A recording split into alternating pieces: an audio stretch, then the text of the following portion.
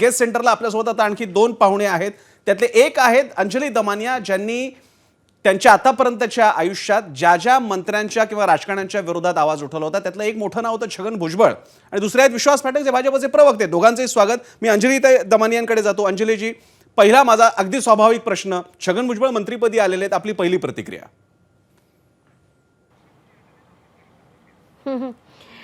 प्रसन्न, काय बोलू आणि काय म्हणजे माझा राग, संताप, चीड की मला आता झालेला जो हताशपणा येतोय की कारण इतकं वेड्यासारखं लढून एखाद्या व्यक्तीला आपण अगदी जेलपर्यंत पोचवून 2.5 वर्ष तो जेलमध्ये राहतो आणि त्यानंतर तो बाहेर येऊन पुन्हा एकदा नाही दोनदा मंत्रिपद त्याला मिळतं. काय बोलायचं अशा लोकांबद्दल आणि काय यांचं राजकारण आहे तेच मुळात कळतच नाही. म्हणजे मला तर समजण्याच्या पलीकडे गेले. हे ओबीसी नेते काय, त्यांच्या ती वर्णी लागते काय आणि ते मंत्रिपद ते भूषवतात काय. तर काही लोक म्हणतात की बाबा त्यांना त्या मंत्रिपदाचा फार एक्सपिरियन्स आहे. कशाला पाहिजे एक्सपिरियन्स? एखादा चांगला माणूस असेल आणि त्याला चांगली कामं करायची असेल तर त्याला काही फार वेळ लागत नाही शिकायला. आणि मला एक कळत नाही की कधीच्या काळी भुजबळ ओबीसींसाठी लढले म्हणजे ते जन्मभर ओबीसीचा चेहरा राहतात का? आणि खरं प्रसन्न मला वाटतंय की सगळ्यांच्या नावावर दुकानं चालवली आहेत. मला तर हा प्रश्न खरंच खूप स्ट्रॉंगली वाटतो की छत्रपतींच्या नावावर दुकान चालवतात, मग शाहू फुले आंबेडकर त्यांच्या नावावर दुकान चालवतात, ओबीसींच्या नावावर दुकान चालवतात. मला तर उद्धव ठाकरे आणि राज ठाकरे यांना प्रश्न विचारावासा वाटतो की छत्रपतींचा राज्याभिषेक कुठल्या दिवशी किती वेळी झाला, किती वाजता झाला? दोघांनाही उत्तर देता येणार नाही याची मी खात्रीने तुम्हाला सांगते. पण त्यांच्या नावाने दुकान चालवायचं, काढताना तलवारी काय काढायच्या, हे सगळं राजकारण आता कधी बदलणार? कधी आपण लोकांचे प्रॉब्लेम घेऊन लढणार? कधी? मला एक प्रश्न जो नेहमी पडतो की छगन भुजबळांसारख्या व्यक्तीकडे 2,653 कोटीची डिस्प्रपोर्शनेट ॲसेटची मी केस केली, ते आले कुठून? ते भाजी विकत होते, तितका पैसा त्यांच्याकडे आला कुठून? आणि त्यांच्याकडे आला असेल त्याचं काही गणित असेल तर माळी समाजातल्या किती लोकांकडे त्यांच्या 1% तरी पैसा आहे? हा माझा पहिला प्रश्न. दुसरा की मराठा राजकारण आपण म्हणतो, गेले 75 वर्ष आपल्या महाराष्ट्राच्या कमीत कमी म्हणजे सगळे जे मोठे नेते होते ते सगळे मराठा समाजाचे होते. मग आज तगायत मराठा समाजाची इतकी दयनीय परिस्थिती का? हा जर मराठा समाजाचे लोक जर खरोखर त्या समाजाला वर आणण्यासाठी काम करत असतील तर मग ही परिस्थिती अशी का? तर मला हे वाटतं यांचे सो कॉल्ड गणित, सो कॉल्ड चाणक्य बुद्धी, सो कॉल्ड जे जे आपण म्हणू, हे कुठेतरी आता बुरसटलेलं राजकारण आहे आणि हे बदलण्याची गरज आहे. तुम्ही लोकांसाठी लढा, त्यांच्या मुद्द्यांवर लढा, तुम्हाला पूर्ण समर्थन देतील लोक, पण हे जे घाणीचं राजकारण आहे ना, बंद करायला पाहिजे आता. बरं, मी हाच प्रश्न घेऊन विश्वास पाठकांकडे जातो. विश्वास पाठकजी, 2 कारणांसाठी, म्हणजे तुम्ही इथे कोण म्हणून आहात, भाजपचे प्रवक्ते तर आहातच, पण महायुतीचे सुद्धा एका अर्थानं प्रतिनिधी आहात. माझा आपल्याला प्रश्न आहे, हा कार्यक्रम सुरू होण्यापूर्वी, आणि तुम्ही माझ्या आता एक्स अकाउंटवरती गेला तर तुम्हाला दिसेल, काही वेळापूर्वी एका ट्विटर अकाउंटने एबीपी माझा, जेव्हा एबीपी माझाचा लोगो सुद्धा वेगळा होता, तेव्हा देवेंद्र फडणवीस यांनी छगन भुजबळांवरती केलेली टीका, जी आम्ही 3 विंडोमध्ये चालवली होती, 3 वेगवेगळ्या उदाहरणं त्यांनी दिली असतील, तेव्हाची जुनी क्लिप आहे ती दाखवलेली आहे की हे बघा याचं आता काय करायचं. माझा आपल्याला प्रश्न आहे, हे ते छगन भुजबळ ज्यांच्यावरती आपल्या पक्षाने टीका केलेली आहे, हे ते छगन भुजबळ ज्यांच्यावरती किरीट सोमय्यांनी टीका केलेली आहे, तुमच्या सगळ्या या दाव्यांमुळेच त्यांच्यावरती कारवाया झाल्या किंवा जे काही त्यांना राजकीय किंमत मोजायची ती मोजावी लागली. मग अंजली दमानिया सोडून द्या, किमान स्वतःसाठी, स्वतःच्या पक्षासाठी तरी आम्हाला उत्तर द्या की छगन भुजबळ परत कसे काय आले मंत्रिमंडळात?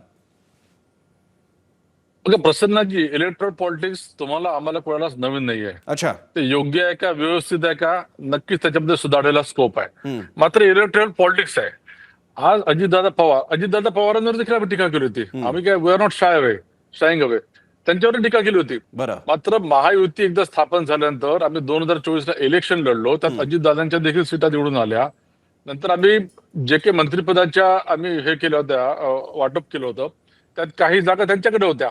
आज धनंजय मुंडे गेल्यामुळे जागा रिक्त झाल्यामुळे त्यांचा तो इंटरनल प्रश्न तरी छगन भुजबळांना निवडलं आणि म्हणून छगन भुजबळ निवडून आले.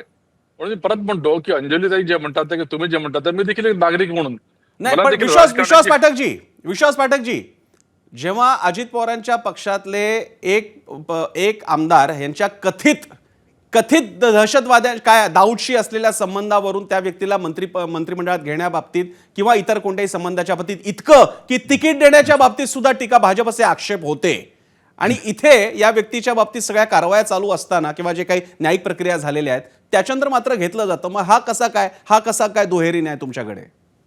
प्रसन्नजी बघा, न्यायिक प्रक्रिया चालू आहे, त्याच्यात ते बाहेर देखील आलेले आहेत, ते जेलमध्ये देखील जाऊन आले.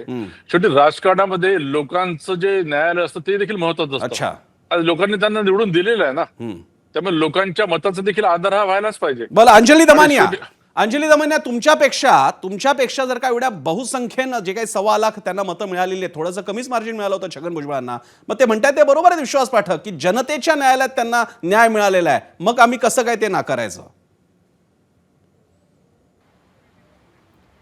प्रसन्न, सगळ्यांना माहिती आहे मला वाटतं की निवडणुका कशा होतात, त्याच्यात काय काय वाटलं जातं, कसं कसं काय काय केलं जातं, या सगळ्याच गोष्टी आपल्याला माहिती आहेत. खरं तर त्याच्यात 1.5 लाख जर त्यांना 1.25 लाख मतं मिळाली आहेत, टोटल संख्या किती होती? जवळजवळ 6 लाखाच्या आसपास. म्हणजे जर आपण बघितलं तर त्यांना मतदान किती टक्के झालंय? 20%. 20% मतावर तो व्यक्ती निवडून येतो, म्हणजे 80% मतं त्यांच्या विरोधातली होती.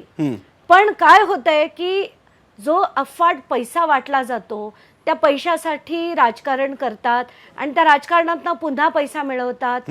हा जो प्रकार आहे ना, हा तुटून पडणं आत्ताच्या घटकेला खरंच खूप कठीण वाटतं.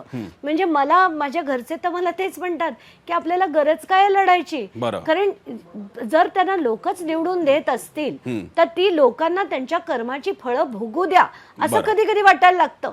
आणि असं वाटतं की जो भ्रष्टाचार चाललाय, जी अमाप संपत्ती, हे लोकांचे पैसे खातायत आणि विकास विकास विकास हे तेच घिसेपिटे डायलॉग आपण ऐकतोय गेले कित्येक वर्ष. आपल्याला येवल्याला बघा, बीडला बघा, जाऊन बघ प्रसन्न, तिथे काहीही विकासाचा नाही झालाय. पण यांच्या सगळ्यांची घरं बघा, त्यांचे घरांचे म्हणजे त्यांचे बंगले बघा, क्वार्ट्सचं फ्लोरिंग बघा. मला खरंच नाही कळत की या सगळ्या लोकशाही आपण सो कॉल्ड म्हणतो, ही खरं लोकशाही आहे का? म्हणजे पूर्वी कसं झालं की काँग्रेस विरुद्ध भाजप, म्हणजे सेक्युलर विरुद्ध हिंदुत्ववादी पक्ष, मग फाटे फाटे फाटे करत हा कुणबी तो तेली, हा मराठा तो ब्राह्मण, याच्यावर राजकारण सुरू असतं. आणि कधी लोकांच्या मुद्द्यावर माझ्याकडे आता असंख्य लोक येतात. आधी ते सोमवार ते शुक्रवार नेहमी यायचे, आता मी फक्त मंगळवारी आणि गुरुवारी भेटते लोकांना. तरी सुद्धा जर सकाळपासून जी गर्दी असते, मला असं वाटतं मी कोण आहे? मी लोकप्रतिनिधी नाहीये, कुठल्या पक्षाची नाहीये, पण मग हे लोकप्रतिनिधी सो कॉल्ड काय करतायत? का लोकांचे प्रॉब्लेम नाही करू शकत?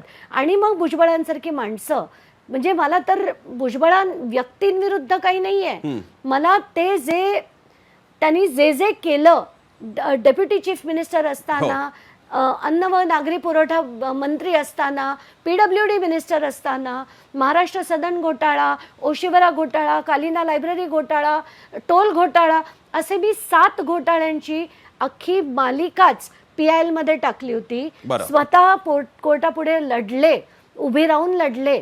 पण मग आज आता मला प्रश्न विचारायचा वाटतो, आणि जेव्हा ते एक पिक्चर, मला तो विश्वास पाठकांना हा प्रश्न विचारायचा आहे की एक फोटो मध्ये आला होता ज्याच्यात देवेंद्र फडणवीस मध्ये बसलेत, त्यांच्या आजूबाजूला दोन्ही बाजूला सगळे मंत्री बसले होते, पण त्याच्यात एकही भाजपचा कुठलाच व्यक्ती नव्हता, फक्त फडणवीस सोडून इतर कोणीही नव्हते.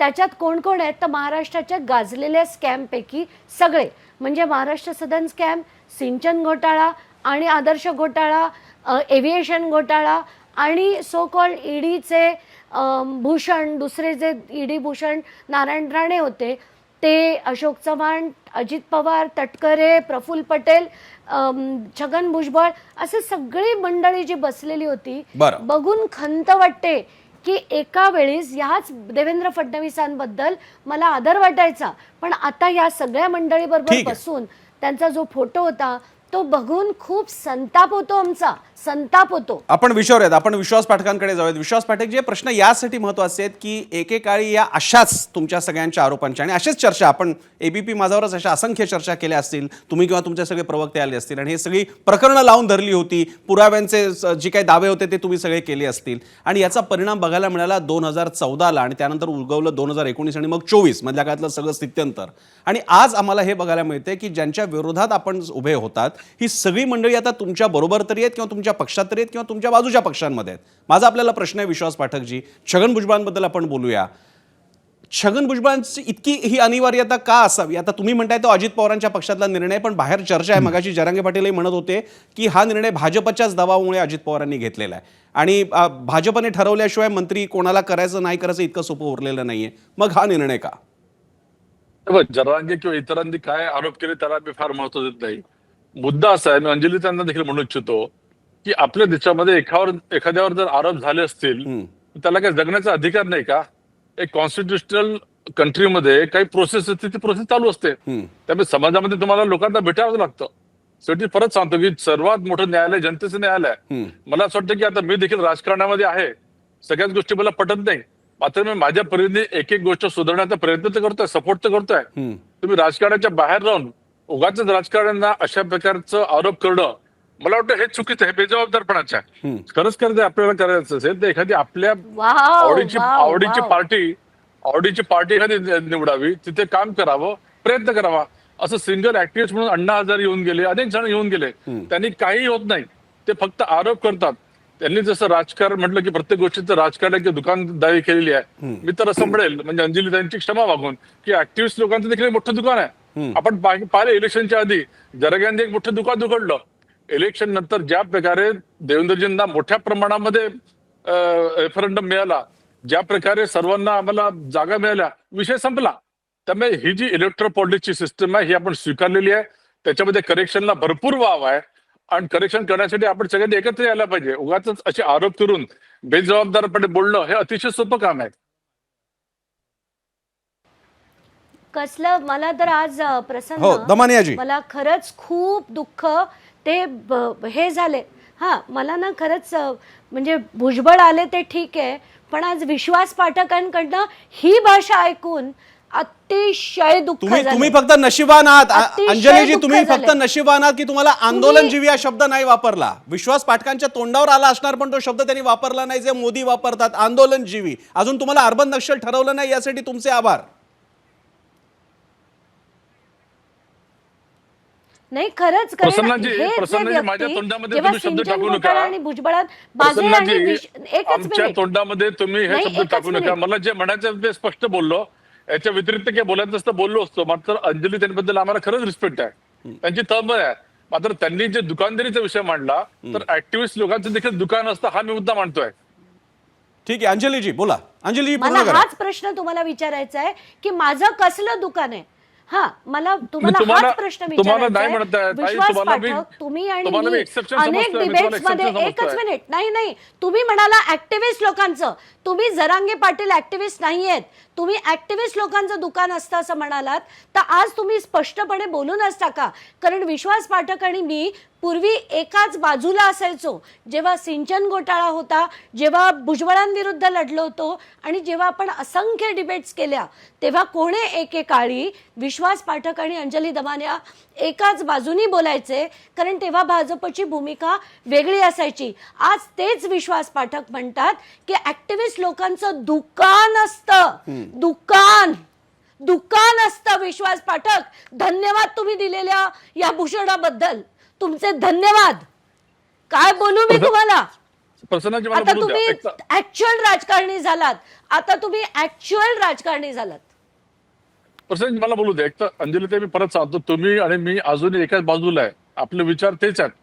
तुम्ही जेव्हा सरसकट राजकारण्यांना दुकानं चालवतात हा शब्द प्रयोग केला तेव्हा मी असं म्हटलं, आणि तुमची क्षमा मागू, तुम्हाला मी एक्सेप्शन म्हणतोय, परत एक्सेप्शन म्हणतोय की ऍक्टिव्हिस्ट लोकांची देखील दुकानं नाही आहेत का हो? फॉर दॅट मॅटर मीडियाची देखील दुकानं नाही आहेत का हो? कोण किती प्रामाणिक आहे? नाही. प्रत्येक ठिकाणी एक्सेप्शन म्हणून प्रामाणिक लोक माझं आहेत. कुठलं दुकान आहे सांगा ना तुम्ही. मी कुठे म्हणतो तुमचं दुकान आहे?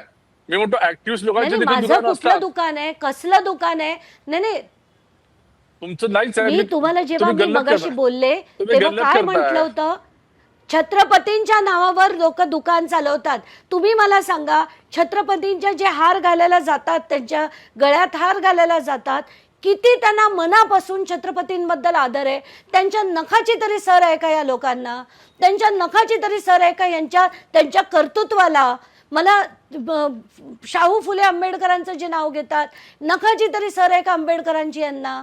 आणि हे जे दुकान चालवतात ते मी त्यांना त्यांच्या नावावर ह्या मोठ्या मोठ्या जे अक्षरशः इतिहास घडवून गेले अशा लोकांच्या नावावर आत्ताचे घाणेरडे लोक राजकारण करतात, याचा मला राग आहे. आणि त्याच्या नावावर ते दुकान चालवतात असं मी म्हटलं. आणि तुम्ही म्हणता की ऍक्टिव्हिस्ट दुकान चालवतात, तर सांगा ना, मी कोणाच्या नावावर दुकान चालवते, कसलं दुकान चालवते, सांगून टाका आज. मी अंजली विश्वास ताई- पाठकजी तुम्हाला याच्यामागची पार्श्वभूमी सांगतो. अंजली दमानी यांना ते का लागलं असावं, कारण तुमच्याच महायुतीतले काही घटक पक्षांमधले नेते की ज्यांच्यावरती अंजली दमानी यांनी यापूर्वी आरोप केलेले आहेत, त्यांनी म्हणजे याच्यात खडसे कधी काळी तुमच्याकडे होते, आता ते दुसऱ्या पक्षात आहेत, त्यांच्यापासून अनेकांनी या बाईंचं काय एटीएम वगैरे काय उल्लेख केले, कुणाला कसे पैसे दिले आणि काय चाललं, काय बँक बॅलन्स होता आणि कुठल्या परदेश वाऱ्या झाल्या, या सगळ्याचे इतिहास असल्यामुळे तुम्ही जे बोललात ते थेट त्यांना वाटलं की ते त्यांच्यावरती बोललं गेलं. पण हा या निमित्तानं उदाहरण आहे. आपण जी भाषा वापरताय आणि आपले बाकीचे कसं आहे, विश्वास पाठक म्हणतील की नाही एक्सेप्शन आहेत अंजली दमानिया, पण तुमच्या पक्षाच्या शेजारी बसलेले लोक हीच भाषा वापरत असतील त्यांच्याबद्दल, तर मग हा वेगळा आणि हा आमचा आणि तो एक्सेप्शन याला अर्थ नाही. एक मिनिट बोलू द्या प्रसन्नजी. बोला. मला याच्यात एक तर काय दुकानदारी हा शब्द मला थोडा खटकला, कारण की प्रत्येक ठिकाणी प्रत्येक जण दुकानदारी चालवत नाही. राजकारणामध्ये देखील एक्सेप्शनल लोक आहेत. बरं. त्याचप्रमाणे की सर्वच ऍक्टिव्हिस्ट याच्यापैकी द्या ना प्रत्येक जण दुकान चालवतच नाही असं नाही, त्याच्यात देखील दुकानदार आहेत की रे, माझं प्रत्यक्ष मत आहे. आणि मी नावं घेईल आणि त्याच्यामध्ये अंजली दमानिया नाही हे मी परत सांगतोय. अंजली त्यांनी तसं घेऊ नये. मात्र दुकानदारी ही सर्वत्र आहे, ही फोफावलेली आहे आणि तिच्या विरुद्ध लढण्यासाठी आपण एकत्र यायला पाहिजे. आणि मला हेच म्हणायचं आहे की तुम्हाला राजकारणामध्ये एखादं टूल हातात घेतल्यावरच तुम्ही चार गोष्टी करू शकता, एकट्याचं लढण्याचं काम नाही, एवढंच मला सांगायचं आहे. पण अंजलीजी तुमची काही शेवटची कमेंट? नाही, काहीच कमेंट नाही आहे. मला तर काय बोलू आता, सगळ्यांना असं झालंय आणि सगळेच इतके, जाऊ दे, नको बोलूया आपण याच्यावर. अंजलीजी मी हे समजू शकतो, कारण याच्यातून जावं लागतं जेव्हा कोणतेही मुद्दे उरत नाही त्यावेळी थेट पर्सनल अटॅक होतात. आणि मला कल्पना या सगळ्याचा प्रिटेक्स्ट आधीपासून माहीत असल्यामुळे विश्वास पाठकजी एकदा आपण जे बोलून गेलेला त्याच्यानंतर आता एक्सेप्शन म्हणण्याला काही अर्थ नाहीये. पण प्रश्न असा आहे की एकदा सगळ्यांना शत्रू ठरवायचं आहे, तर मग चारित्र्याचं सर्टिफिकेट तरी कोणी वाटायचं? बरं, जे वाटणार आहेत ते त्यांच्या बाजूला ज्यांना घेऊन बसतात ते सुद्धा अवघड आहे. पण या निमित्ताने पुढे आला. तुमचं स्पष्टीकरण दिलेलं, पण आता द डॅमेज इज डन. नाही, आता मला एवढंच म्हणायचंय, तुम्ही त्याला प्रसन्न, शेवटचं मला फक्त मांडू दे. अंजलीजी. नाही, एकच मिनिट प्रसन्नजी. बोला अंजलीजी, बोला. नाही, मला एवढंच म्हणायचं आहे की कोणे एके काळी जे तत्ववादी फडणवीस होते ते त्यांच्या बाजूला आता सगळ्यांना जे घेऊन बसलेत, त्याच्यात अगदी अजित पवार, तटकरे म्हणा, अगदी आज भुजबळ म्हणा, हे सगळी चांगली भली माणसं आहेत. ते जनतेचं भलं करायला आलेली आहेत. त्यांनी कुठल्याही प्रकारचा भ्रष्टाचार केलेला नाही. आमची डोकी फिरली होती म्हणून आम्ही त्यांच्या विरुद्ध लढलो. तुम्ही त्यांच्याबरोबर सुखाने संसार करा. आणि but I will tell you one thing, तुमचा पक्ष is doing a major disservice to the country. कारण तुम्ही जो करताय त्या भ्रष्टाचाराने देश पोखरला जातोय आणि तुम्हाला वाटतंय तुम्ही चाणक्यवादी राजकारण करताय, पण हे चाणक्यवादी राजकारण नक्कीच नाही. ही तुम्ही घाण करताय देशाची. गुंड प्रवृत्तीच्या असलेल्या लोकांना आणून तुम्ही तिथे संसदेत बसवताय, विधानसभेत बसवतायत. ते तिथे बसून माझ्यासारख्यांसाठी कायदे बनवतात. हे मला मान्य नाही, म्हणून मी लढत आले. आणि आता ह्याला तुम्हाला जे नाव द्यायचं तुम्ही खुशाल द्या, मला काहीही म्हणायचं नाहीये त्याच्यावर. जनता सातत्याने निवडून देतात, तुम्ही जनतेचा कसं काय मला- अपमान करू शकता? विश्वास पाठकजी तुम्हाला electoral विश्वास politics पाठकजी तुम्हाला हे नाही विश्वास का? पाठकजी वोट म्हणजे इलेक्ट्रॉल पॉलिटिक्स हा विषयावरती आपण भरपूर वेगळी चर्चा करू शकतो आणि तुम्हाला सुद्धा त्याची मर्यादा माहिती आहे. कारण तेच मानायचं म्हटलं तर 60 वर्ष 60 वर्ष काँग्रेसला निवडून दिलं होतं. त्यामुळे काँग्रेस जास्त मोठ्या चारित्र्याची असा आकडा जर का गोळा करायचा झाला तर फार चुकीचा अर्थ ठरेल. त्यामुळे विश्वास पाठकजी तुम्हाला सुद्धा माहिती आहे की याच्या मर्यादा काय त्या आर्ग्युमेंटच्या, मी त्याच्यात जात नाही. पण जर का आपण आता सगळ्याच लोकांना आंदोलन जेवी अर्बन नक्षल दुकानं लावलेली आहेत असं एकदा ठरवलं तर मग एकदा सर्टिफिकेट असं नाही, हे देण्याचं शब्द दुकान परत- सुद्धा कोणीतरी एकदाच सुरू करून टाकावे, म्हणजे तिकडनं आपलं लायसन्स आम्ही रिन्यू करत राहू दरवेळी. तुर्तास धन्यवाद अंजली दमानी यांना. कदाचित मला आणखी त्यांना बोलायला लावायचं नाही. अंजलीजी तुम्ही वेळ दिला, तुमचंही आभार. विश्वास पाठकजी तुमचंही आभार. एबीपी माझा, उघडा डोळे बघा नीट.